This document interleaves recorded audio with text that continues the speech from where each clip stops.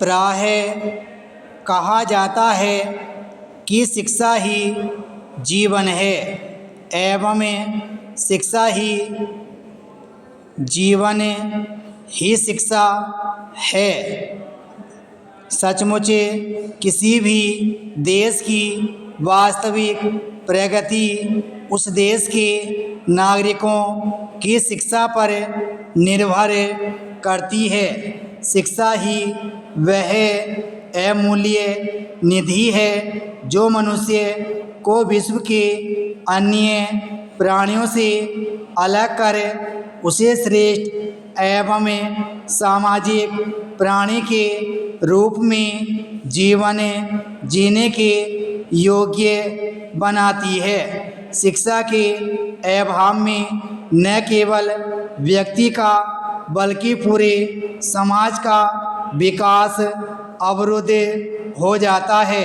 शिक्षा के इन्हीं महत्वों को देखते हुए भारत सरकार ने सबके लिए शिक्षा को अनिवार्य करने के उद्देश्य से शिक्षा का अधिकार अधिनियम पारित किया है।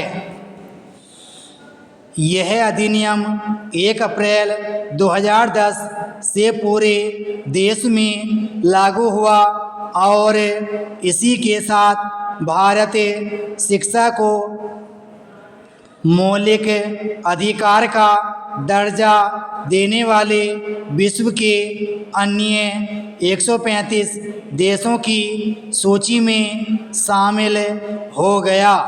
अब भारत सरकार की यह कानूनी ही नहीं बल्कि नैतिक जिम्मेदारी भी बन गई है कि वह राज्य, परिवार और समुदाय की सहायता से देश के सभी 6 से 14 वर्ष तक के बच्चों के लिए मुफ्त एवं अनिवार्य शिक्षा सुनिश्चित करे।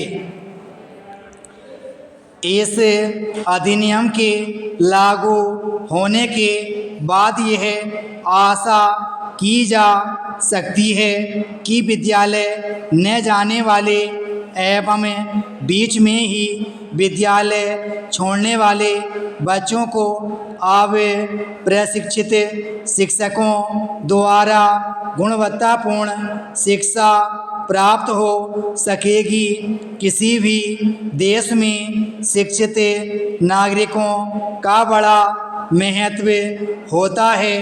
आर्थिक आवश्यकताओं को पूरा करने के लिए हर स्तर पर जनशक्ति का विकास शिक्षा द्वारा ही होता है।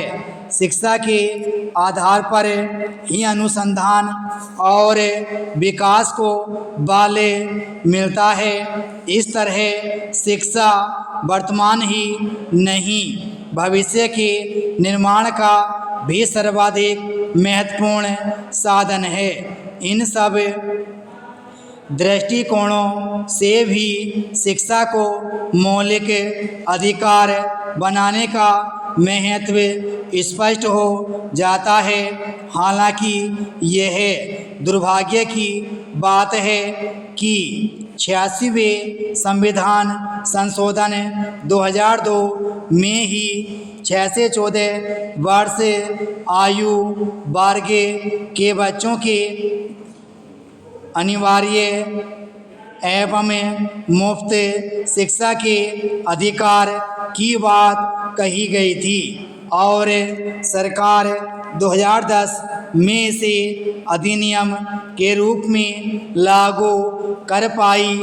यदि इसे काफ़ी पहले पारित कर लागू कर दिया जाता तो 2002 से 2010 के बीच के 8 वर्षों में बच्चों की पूरी एक पीढ़ी इस अधिकार से वंचित न हो पाती। लेकिन कोई बात नहीं, देर आयद दुरुस्त आयद। आशा है कि आने वाले समय में इस अधिनियम की सहायता से सबको समान रूप से शिक्षा प्राप्ति के अवसर उपलब्ध होंगे एवं विकास को अपेक्षित गति प्रदान की जा सकेगी। विराम स्टॉप।